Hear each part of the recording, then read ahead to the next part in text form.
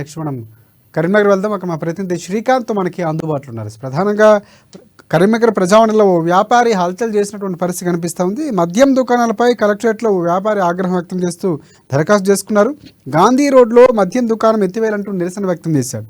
Petrol పోసుకొని బలవన్మరణానికి ప్రయత్నించినటువంటి పరిస్థితి కనిపించింది అక్కడ వస్త్ర వ్యాపారి. ఇక గత ప్రభుత్వ హయాంలో మద్యం దుకాణాలు విరివిగా అనుమతులు ఉన్నాయి. ఖజానా నింపుకోవడమే లక్ష్యంగా మద్యం దుకాణాలు ఉన్నటువంటి పరిస్థితి. తాజాగా వచ్చినటువంటి కాంగ్రెస్ ప్రభుత్వం మద్యం దుకాణాలు తగ్గిస్తామని చెప్పినటువంటి పరిస్థితి, డ్రగ్స్పై కూడా ప్రత్యేకంగా దృష్టి పెట్టింది. సో ఇక్కడ ఈ వినతి అనేది ఇప్పుడు కొంత ఆసక్తికరంగా మారినటువంటి పరిస్థితి కనిపిస్తుంది. అక్కడ ఉన్నటువంటి పూర్తి సమాచారం ఏంటి చెప్పండి శ్రీకాంత్.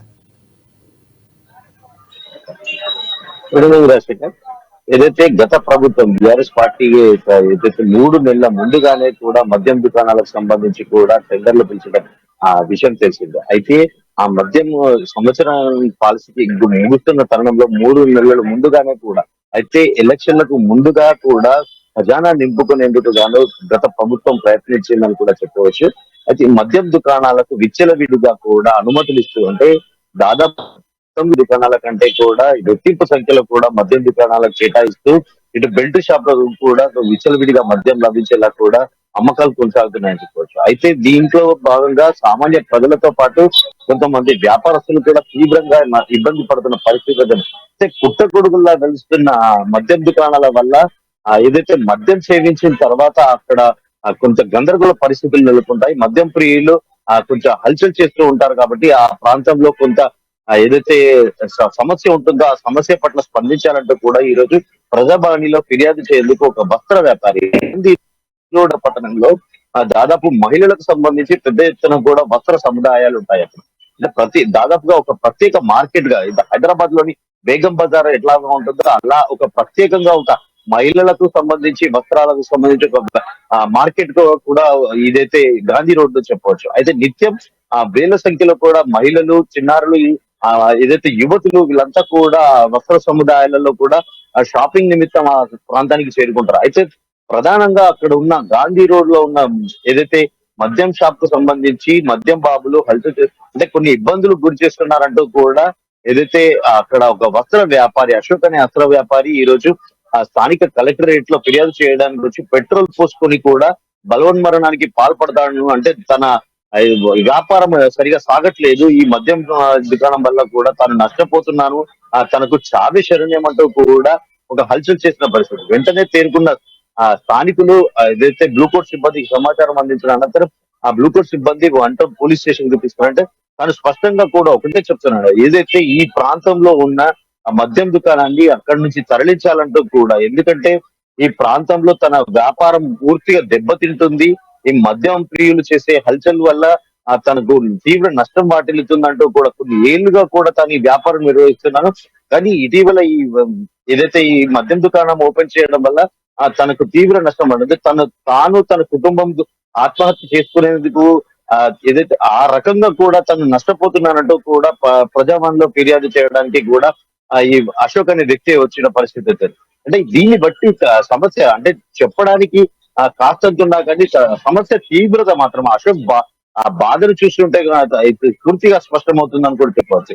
అయితే గత బీఆర్ఎస్ ప్రభుత్వంలో ఇష్టం వచ్చినట్టుగా కూడా మద్యంకి సంబంధించి మద్యం దుకాణాలకు లైసెన్సులు జారీ చేస్తూ కూడా రాష్ట్ర వ్యాప్తంగా కూడా కేవలం ఖజానా నింపుకోవడం మాత్రమే ఒక లక్ష్యంగా కూడా ఇష్టానుసారంగా అంటే కొన్ని నిబంధనలు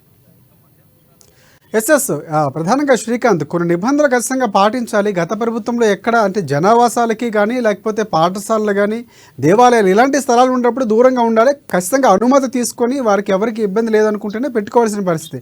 సో ఇక్కడ కనిపిస్తే ఒక్క వ్యాపారి సంబంధించినటువంటి సమస్య కాదు, దాదాపుగా అక్కడ చుట్టుపక్కల కూడా అదే సమస్య ఫేస్ చేసి ఉంటారు. కానీ ఇక్కడ ఒక వ్యక్తి చెప్పడంతో ఇప్పుడు ప్రజావాణిలో బయటకు వచ్చినటువంటి పరిస్థితి. సో ఇప్పుడు అధికారులు ఎలాంటి జవాబు ఇచ్చారు, ఆయనకి అక్కడి నుంచి మార్చే అవకాశం ఏమైనా కనిపిస్తూ ఉందా, ఎలాంటి వివరణ ఇచ్చారు?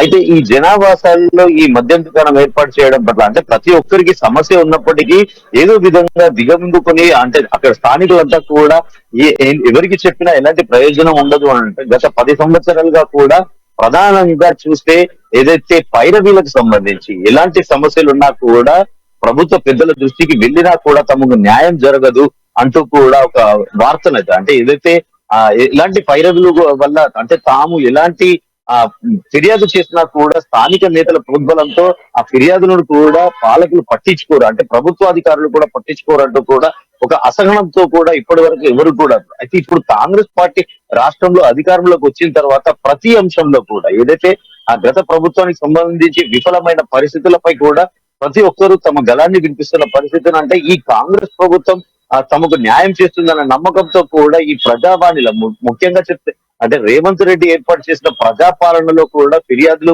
పూర్తి స్థాయిలో పెద్ద ఎత్తున ఏదైతే కబ్జాలకు సంబంధించి ఇతరత్ర సమస్యలు రాష్ట్ర వ్యాప్తంగా కూడా వేలల్లో లక్షల్లో కూడా ఫిర్యాదులు అందుతున్న పరిస్థితి. అంటే ఇదైతే గత 10 సంవత్సరాలుగా అధికారంలో ఉన్న బీఆర్ఎస్ పార్టీ స్థానిక నేతల ఆగడాలపై కూడా పెద్ద ఎత్తున ఫిర్యాదులు వస్తుండడంతో ఇప్పుడు వచ్చిన కాంగ్రెస్ పార్టీ తమను బాధ అర్థం చేసుకుంటుంది, తమ సమస్య పరిష్కరిస్తుందంటూ కూడా ఆ, అధికారులకు ఏదైతే ప్రజావాణిలో ఫిర్యాదుల వెల్లువ అయితే లేచుతుందని కూడా చెప్పవచ్చు.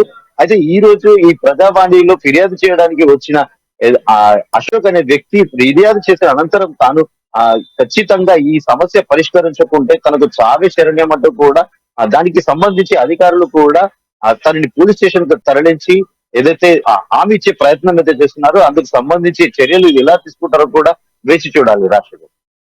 Thank you, thanks for updates Srikanth.